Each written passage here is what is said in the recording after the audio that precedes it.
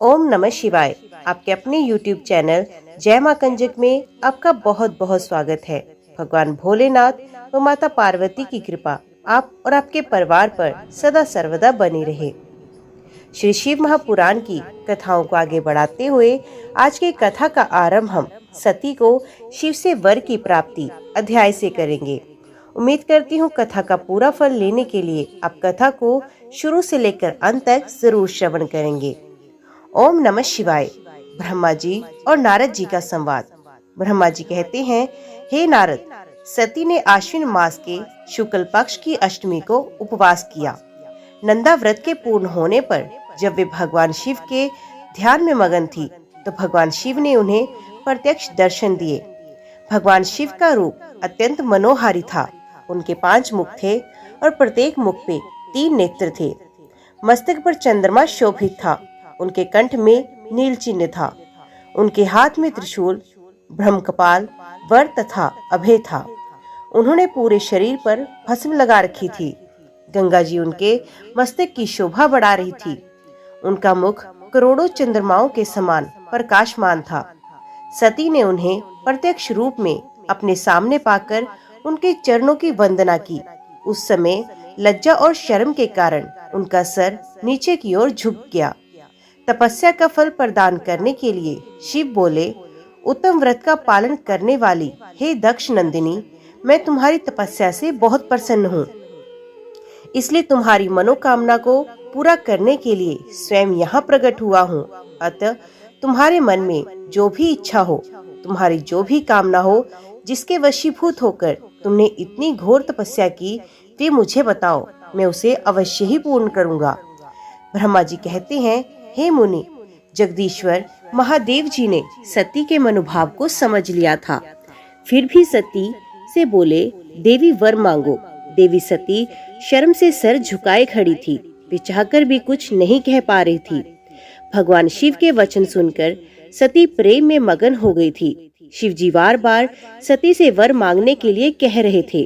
तब देवी सती ने महादेव जी से कहा, हे वर देने वाले प्रभु, मुझे मेरी इच्छा के अनुसार ही वर दीजिए। इतना कहकर देवी चुप हो गई। जब भगवान शिव ने देखा कि देवी सती लज्जावश कुछ नहीं कह पा रही, तो वे स्वयं उनसे बोले, हे देवी, तुम मेरी अर्धांगिनी बनो। ये सुनकर सती अत्यंत प्रसन्न हुई, क्योंकि उन्हें अपने मनोवांछित फल की प्राप्ति हुई। वे अपने हाथ जोड़कर और मस्तक को झुकाकर भक्त वत्सल शिव के चरणों की वंदना करने लगी। सती बोली, हे देवादिदेव महादेव, प्रभु आप मेरे पिता को कहकर वैवाहिक विधि से पानी ग्रहण करें। ब्रह्मा जी बोले, नारद, सती की बात सुनकर शिव जी ने उन्हें ये आश्वासन दिया कि ऐसा ही होगा। तब देवी सती ने भगवान शिव को हर्ष एवं मोह से देखा और उनसे आज्ञा लेकर अपने पिता के घर चली गई। भगवान शिव कैलाश पर लौट गए और देवी सती का स्मरण करते हुए उन्होंने मेरा चिंतन किया। शिव जी के स्मरण करने पर मैं तुरंत कैलाश की ओर चल दिया। मुझे देखकर भगवान शिव बोले, ब्राह्मण दक्ष कन्या सती ने बड़ी भक्ति से मेरी आराधना की। उनके नंदा व्रत के प्रभाव से और आप सब देवताओं की इच्छाओं का सम्मान करते हुए मैंने देवी सती को उनका मनोवांछित वर प्रदान किया है। देवी ने मुझसे ये वर मांगा कि मैं उनका पति हो जाऊं। उनके वर के अनुसार मैंने सती को अपनी पत्नी के रूप में प्राप्त करने का वर दे दिया है। वर प्राप्त करके वे बड़ी प्रसन्न हुई तथा उन्होंने मुझसे प्रार्थना की कि मैं उनके पिता प्रजापति दक्ष के समक्ष देवी सती से विवाह करने का प्रस्ताव रखूं और पाणी ग्रहण कर उनका वर्ण करूं। उनके विनम्र अनुरोध को मैंने स्वीकार किया है। इसलिए मैंने आपको यहाँ बुलाया कि आप प्रजापति दक्ष के घर जाकर उनसे देवी सती का कन्यादान मुझसे करने का अनुरोध करें।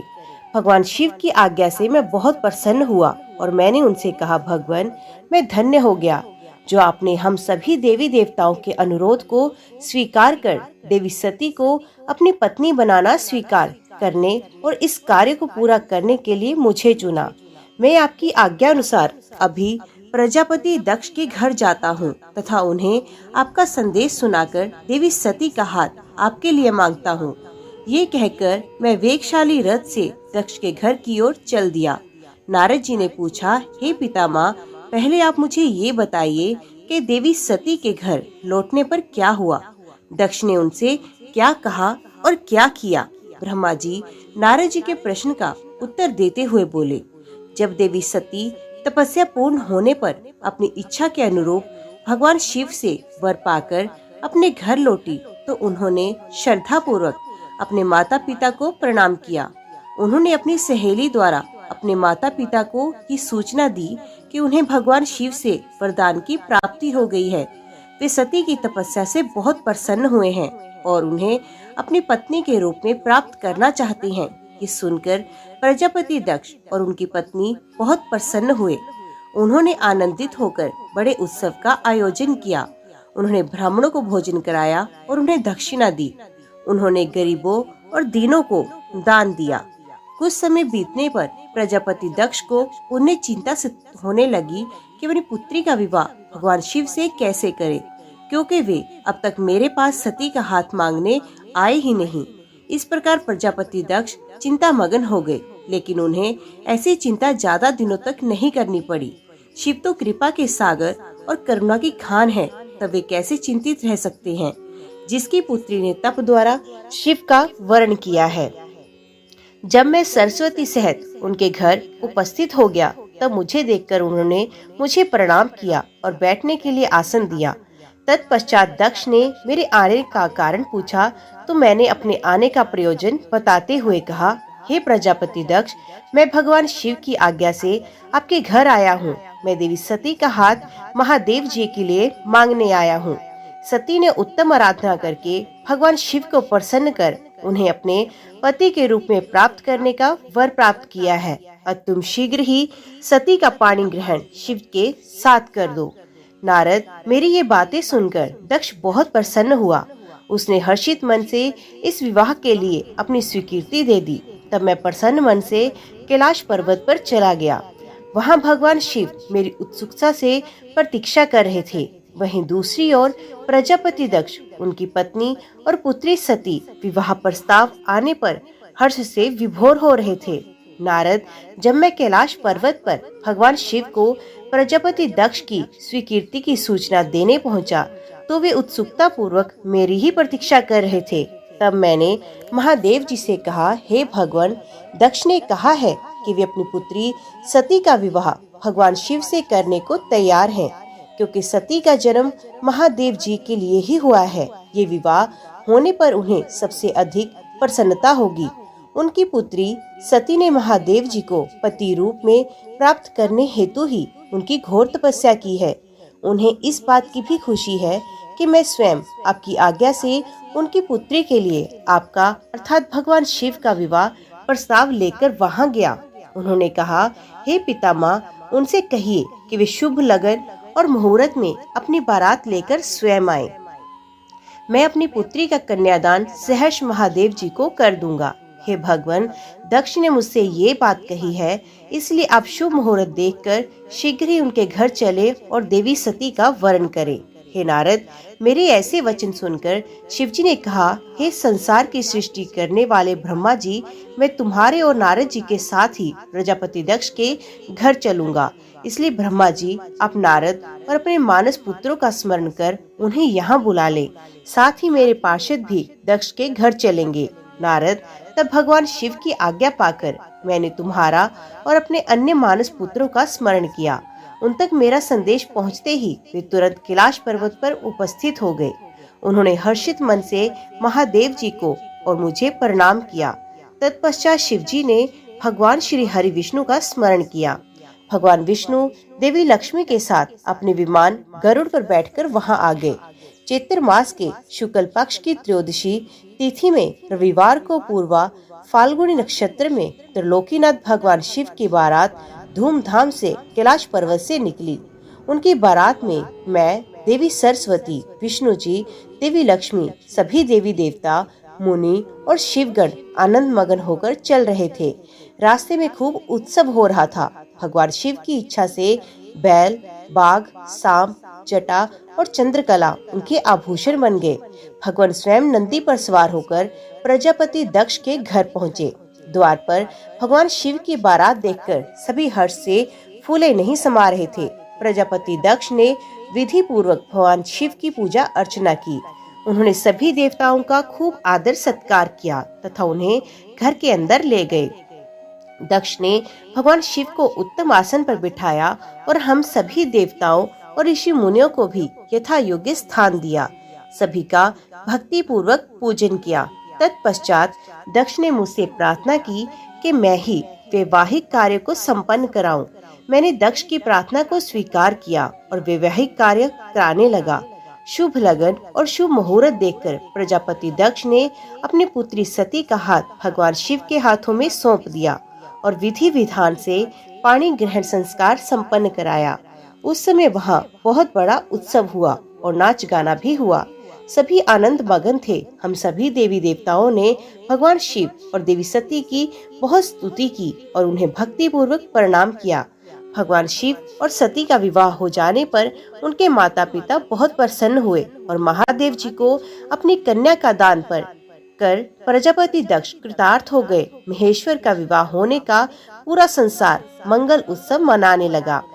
नारद कन्यादान करके दक्ष ने भगवान शिव को अनेक उपहार प्रदान किए। उन्होंने सभी ब्राह्मणों को भी दान दक्षिणा दी। तत्पश्चात भगवान विष्णु अपनी पत्नी लक्ष्मी जी के सहित भगवान शिव के समक्ष हाथ जोड़कर खड़े हो उनकी आराधना करने लगे। वे बोले, हे दयासागर महादेव जी, आप संपूर्ण जगत के पिता हैं और देवी सती सबकी माता हैं। भगवान, आप दोनों ही अपने भक्तों की रक्षा के लिए और दुष्टों का नाश करने के लिए अनेक अवतार धारण करते हैं। इस प्रकार उन्होंने शिव सती की बहुत स्तुति की। नारद, मैं उनके पास आकर विधि के अनुसार फेरे कराने लगा। ब्राह्मणों की आज्ञा और मेरे सहयोग से सती और भगवान शिव ने विधि पूर्वक अग्नि के फेरे लिए। उस समय वहाँ बहुत अद्भुत उत्सव किया जा रहा था। वहाँ विभिन्न प्रकार के बाजे और शहनाइयाँ बज रही थी। स्त्रियां मंगल गीत गा रही थी और खुशी से सभी नृत्य कर रहे थे। तत्पश्चात भगवान विष्णु बोले, सदाशिव, आप संपूर्ण प्रकृति के रचयिता हैं। आपका स्वरूप ज्योतिर्मय है। ब्रह्मा जी, मैं, रुद्रदेव आपके ही रूप है। हम सभी सृष्टि की रचना, पालन और संहार करते हैं। हे प्रभु, हम सब आपका ही अंश हैं। प्रभु, आप आकाश के समान सर्वव्यापी और ज्योतिर्मय हैं। जिस प्रकार हाथ, कान, नाक, मुंह, सिर आदि शरीर के विभिन्न रूप हैं, उसी प्रकार हम सब भी आपके शरीर के ही अंग हैं। आप निर्गुण निराकार हैं। समस्त दिशाएं आपकी मंगल कथा कहती हैं। सभी देवी देवता और ऋषि मुनि आपके ही चरणों की वंदना करते हैं। आपकी महिमा का वर्णन करने में मैं असमर्थ हूँ। भगवान, यदि हम सबसे कुछ गलती हो गई हो तो कृपया उसे क्षमा करें और प्रसन्न हो। ब्रह्मा जी बोले, इस प्रकार श्री हरि ने भगवान शिव की बहुत स्तुति की। उनकी स्तुति सुनकर भगवान शिव बहुत प्रसन्न हुए।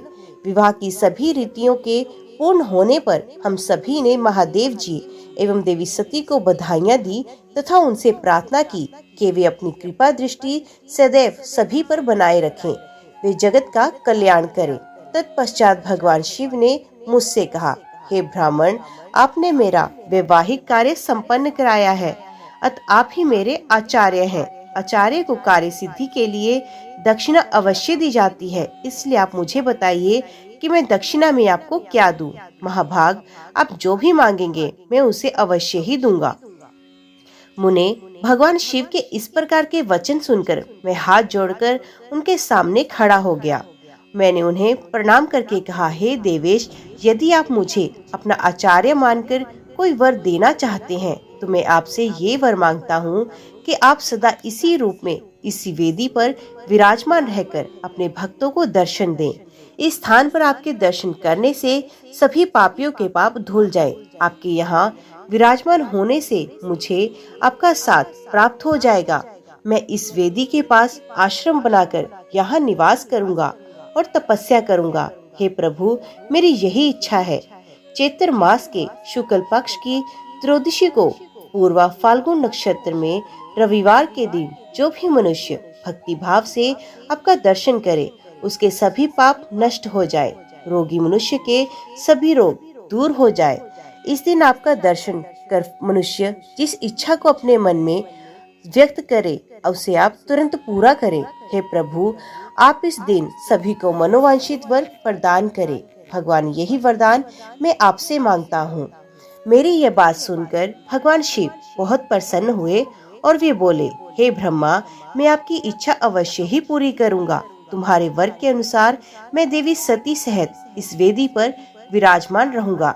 ये कहकर भगवान शिव देवी सती के साथ मूर्ति रूप में प्रकट होकर वेदी के मध्य भाग में विराजमान हो गए। इस प्रकार मेरी इच्छा को पूरा कर जगत के हित के लिए प्रभु शिव वेदी पर अंश रूप में विराजमान हुए। हे महामुनि नारद, मुझे मेरा मनोवांछित वरदान देने के पश्चात भगवान शिव अपनी पत्नी देवी सती को साथ लेकर अपने निवास स्थान कैलाश पर्वत पर जाने के लिए तैयार हो गए। तब अपनी बेटी सती व दामाद भगवान शिव को विदा करते समय प्रजापति दक्ष ने अपने हाथ जोड़कर और मस्तक झुकाकर महादेव जी की भक्ति पूर्वक स्तुति की। साथ ही श्री हरि सहित सभी देवी देवताओं और ऋषि मुनियों ने हर्ष से प्रभु का जय जयकार किया। भगवान शिव ने अपने ससुर प्रजापति दक्ष से आज्ञा लेकर अपनी पत्नी को अपनी सवारी नंदी पर बैठाया और स्वयं भी उस पर बैठकर कैलाश पर्वत की ओर चले गए। उस समय वृषभ पर बैठे भगवान शिव व सती की शोभा देखते ही बनती थी। उनका रूप मनोहारी था। सब मंत्रमुग्ध होकर उन दोनों को जाते हुए देख रहे थे। प्रजापति दक्ष और उनकी पत्नी अपनी बेटी व दामाद के अनोखे रूप पर मोहित हो उन्हें एकटक देखे जा रहे थे। उनकी विदाई पर चारों ओर मंगल गीत गाए जा रहे थे। विभिन्न वाद्य यंत्र बज रहे थे। सभी बाराती शिव के कल्याण में उज्जवल यश का गान करते हुए उनके पीछे पीछे चलने लगे। भगवान शिव देवी सती के साथ अपने निवास कैलाश पर पहुँचे। सभी देवता सहित मैं और विष्णु जी भी कैलाश पर्वत पर पहुँचे। भगवान शिव ने उपस्थित सभी देवी देवताओं और ऋषि मुनियों का हृदय से धन्यवाद किया। भगवान शिव ने सभी को सम्मान पूर्वक विदा किया। तब सभी देवताओं ने उनकी स्तुति की और प्रसन्नता पूर्वक अपने अपने धाम को चले गए। तत्पश्चात भगवान शिव और देवी सती सुख पूर्वक अपने वैवाहिक जीवन का आनंद उठाने लगे। सूत जी कहते हैं, हे मुनियों, मैंने तुम्हें भगवान शिव के शुभ विवाह की पुण्य कथा सुनाई है। भगवान शिव का विवाह कब और किससे हुआ, वे विवाह के लिए कैसे तैयार हुए, इस प्रकार मैंने सभी प्रसंगों का वर्णन तुमसे किया है। विवाह के समय यज्ञ अथवा किसी भी शुभ कार्य के आरंभ में भगवान शिव का पूजन करने के पश्चात इस कथा को जो सुनता अथवा पढ़ता है, उसका कार्य या वैवाहिक आयोजन बिना विघ्न और बाधाओं के पूरा होता है। इस कथा के श्रवण से सभी शुभ कार्य निर्विघ्न पूर्ण होते हैं। इस अमृतमयी कथा को सुनकर जिस कन्या का विवाह होता है, वे सुख, सौभाग्य, सुशीलता और सदाचार आदि सद्गुणों से युक्त हो जाती है। भगवान शिव की कृपा से पुत्रवती भी होती है। नारद जी ने पूछा, हे पितामह ब्रह्मा जी, शिव जी के विवाह के पश्चात सभी पधारे देवी देवताओं और ऋषि मुनियों सहित श्री हरि और आपको विदा करने के पश्चात क्या हुआ? हे प्रभु, इससे आगे की कथा का वर्णन भी आप मुझसे करें। ये सुनकर ब्रह्मा जी ने मुस्कुराते हुए कहा, हे महर्षि नारद, सभी उपस्थित देवताओं को विवाह उपरांत भगवान शिव और देवी सती ने प्रसन्नता पूर्वक विदा किया। तत्पश्चात देवी सती ने सभी शिवगणों को भी कुछ समय के लिए कैलाश पर्वत से जाने की आज्ञा प्रदान की। सभी शिवगणों ने महादेव जी को प्रणाम कर उनकी स्तुति की। तत्पश्चात उन्होंने भगवान शंकर से वहां से जाने की आज्ञा मांगी। आज्ञा देते हुए महादेव जी ने कहा, जाएं, लेकिन मेरे स्मरण करने पर आप सभी तुरंत मेरे समक्ष उपस्थित हो जाएं। तब नंदी समेत सभी गण वहां भगवान शिव और देवी सती को अकेला छोड़कर कुछ समय के लिए कैलाश पर्वत से चले गए। अब कैलाश पर्वत पर भगवान शिव सती के साथ अकेले थे। देवी सती भगवान शिव को पति रूप में प्राप्त करके बहुत खुश थीं। बहुत कठिन तप के उपरांत ही उन्हें भगवान शिव का सानिध्य मिल पाया था। ये सोचकर वे बहुत रोमांचित थी। उधर देवी सती के अनुपम सौंदर्य को देखकर शिवजी भी मोहित हो चुके थे। वे भी देवी सती का साथ पाकर अपने को धन्य समझ रहे थे। एकांत पाकर शिव जी अपने पति के साथ कैलाश पर्वत के शिखर पर रमण करने लगे। कैलाश पर्वत पर श्री शिव और दक्ष कन्या सती के विविध व्यवहारों का विस्तार से वर्णन करने के बाद ब्रह्मा जी ने कहा, नारद, एक दिन की बात है, देवी सती भगवान शिव को प्रेम पूर्वक प्रणाम करके दोनों हाथ जोड़कर खड़ी हो गई। उन्हें चुपचाप खड़े देखकर भगवान शिव समझ गए कि देवी सती के मन में कुछ बात अवश्य है जिसे वे कहना चाह रही हैं।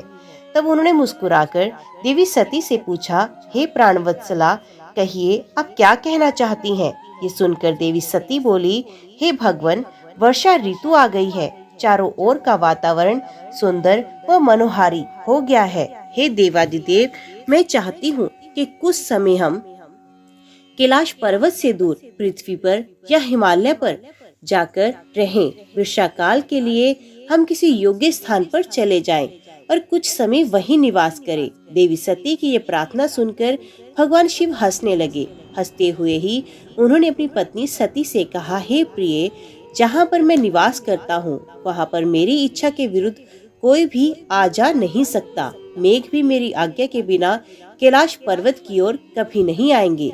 वर्षा काल में भी मेघ सिर्फ नीचे की ओर ही घूमकर चले जाएंगे। हे प्रिय, तुम्हारी इच्छा के विरुद्ध कोई भी तुम्हें परेशान नहीं कर सकता।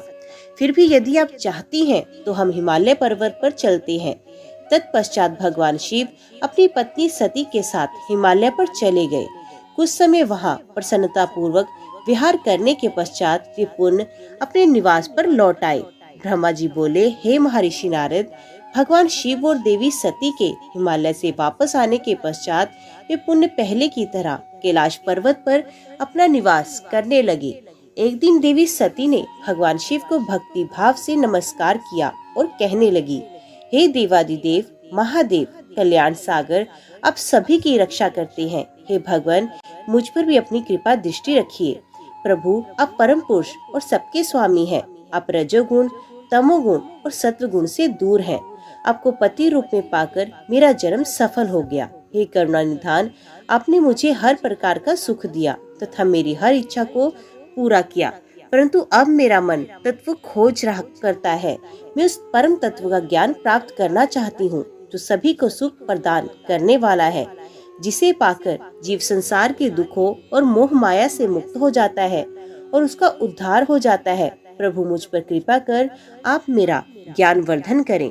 ब्रह्मा जी बोले, मुने, इस प्रकार आदि शक्ति देवी सती ने जीवों के उद्धार के लिए भगवान शिव से प्रश्न किया। उस प्रश्न को सुनकर महान योगी, सबके स्वामी भगवान शिव प्रसन्नता पूर्वक बोले, हे देवी, हे दक्षनंदिनी, मैं तुम्हें उस अमृतमय कथा को सुनाता हूँ जिसे सुनकर मनुष्य संसार के बंधनों से मुक्त हो जाता है। यही वे परम तत्व विज्ञान है जिसके उदय होने से मेरा ब्रह्म स्वरूप है। ज्ञान प्राप्त करने पर उस विज्ञानी पुरुष की बुद्धि शुद्ध हो जाती है। उस विज्ञान की माता मेरी भक्ति है। ये भोग और मोक्ष रूप को प्रदान करती है। भक्ति और ज्ञान सदा सुख प्रदान करता है। भक्ति के बिना ज्ञान और ज्ञान के बिना भक्ति की प्राप्ति नहीं होती। हे देवी, मैं सदा अपने भक्तों के अधीन रहता हूँ। भक्ति दो प्रकार की होती है, सगुण और निर्गुण। शास्त्रों से प्रेरित और हृदय के सहज प्रेम से प्रेरित भक्ति श्रेष्ठ होती है, परंतु किसी वस्तु की कामना स्वरूप की गई भक्ति निम्न कोटि की होती है। हे प्रिय, मुनियों के ने सगुणा और निगुणा नामक दोनों भक्तियों के दोनों भेद बताए हैं। श्रवण, कीर्तन, स्मरण, सेवन, दास्य, अर्चन, बंदन, सख्य और आत्मसमर्पण ही भक्ति के अंग माने जाते हैं। जो एक स्थान पर स्थिरता पूर्वक बैठकर तन मन को एकाग्रचित करके मेरी कथा और कीर्तन को प्रतिदिन सुनता है, इसे श्रवण कहा जाता है। जो अपने हृदय से मेरे दिव्य जन्म कर्मों का चिंतन करता है और उसका अपनी वाणी से उच्चारण करता है, इसे भजन रूप में गाना ही कीर्तन कहा जाता है। मेरे स्वरूप को नित्य अपने आसपास हर वस्तु में तलाश कर मुझे सर्वत्र व्यापक मानना तथा सदैव मेरा चिंतन करना ही स्मरण है। सूर्य निकलने से लेकर रात्रि तक हृदय और इंद्रियों से निरंतर मेरी सेवा करना ही सेवन कहा जाता है। स्वयं को प्रभु का किंकर समझकर अपने हृदय मृत के भोग से भगवान का स्मरण दास्य कहा जाता है। अपने धन और वैभव के अनुसार 16 उपचारों के द्वारा मनुष्य द्वारा की गई मेरी पूजा अर्चना कहलाती है। मन, ध्यान और वाणी से मंत्रों का उच्चारण करते हुए इष्ट देव को नमस्कार करना वंदन कहा जाता है। ईश्वर द्वारा किए गए फैसले को अपना हित समझकर उसे सदैव मंगल मानना ही सख्य है। मनुष्य के पास जो भी वस्तु है वे भगवान की प्रसन्नता के लिए उनके चरणों में अर्पण कर उन्हें समर्पित कर देना आत्मसमर्पण कहलाता है। भक्ति के ये 9 अंग भोग और मोक्ष प्रदान करने वाले हैं। ये सभी ज्ञान के साधन मुझे प्रिय है। मेरी सांगोपांग भक्ति और वैराग्य को जन्म देती है। इससे सभी अभीष्ट फलों की प्राप्ति होती है। मुझे मेरे भक्त बहुत प्यारे हैं। तीनों लोक और चारों युगों में भक्ति के समान दूसरा कोई नहीं, कोई सुखदायक मार्ग नहीं। कलयुग में जब ज्ञान और वैराग्य का ह्रास हो जाएगा तब भी भक्ति ही शुभ फल प्रदान करने वाली होगी। मैं सदा ही अपने भक्तों के वश में रहता हूँ। मैं अपने भक्तों की विपरीत परिस्थिति में सदैव सहायता करता हूँ और उसके सभी कष्टों को दूर करता हूँ। मैं अपने भक्तों का रक्षक हूँ। ब्रह्मा जी बोले, नारद, देवी सती को भक्त और भक्ति का महत्व सुनकर बहुत प्रसन्नता हुई। उन्होंने शिव को प्रणाम किया और पुण्य शास्त्रों के बारे में पूछा। ये वे जानना चाहती थी कि सभी जीवों का उद्धार करने वाला, उन्हें सुख प्रदान करने वाला, सभी साधनों का प्रतिपादक शास्त्र कौन सा है। वे ऐसे शास्त्र का महात्म्य सुनना चाहती थी। सती का प्रश्न सुनकर शिवजी ने प्रसन्नता पूर्वक सब शास्त्रों के विषय में देवी सती को बताया। महेश्वर ने 5 अंगों सहित तंत्र शास्त्र, यंत्र शास्त्र तथा सभी देवेश्वरों की महिमा का वर्णन किया। उन्होंने इतिहास की कथा भी सुनाई, पुत्र और स्त्री के धर्म की महिमा भी बताई। मनुष्य को सुख प्रदान करने वाले वैदिक शास्त्र तथा ज्योतिष शास्त्र का भी वर्णन किया। भगवान शिव ने भक्तों का महात्म्य और राजधर्म भी बताया। इसी प्रकार भगवान शिव ने सती को उनके पूछे सभी प्रश्नों का उत्तर देते हुए सभी कथाएं सुनाई। ओम नमः शिवाय। आज की वीडियो में इतना ही।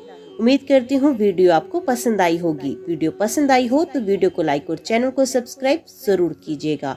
ओम नमः शिवाय लिखकर कमेंट बॉक्स में अपनी हाजिरी और अपने सुझाव देना ना भूलिएगा। तो मिलते हैं अगले अध्याय के साथ। तब तक के लिए देखते व सुनते रहिए। जय मां कंजक, जय माता दी।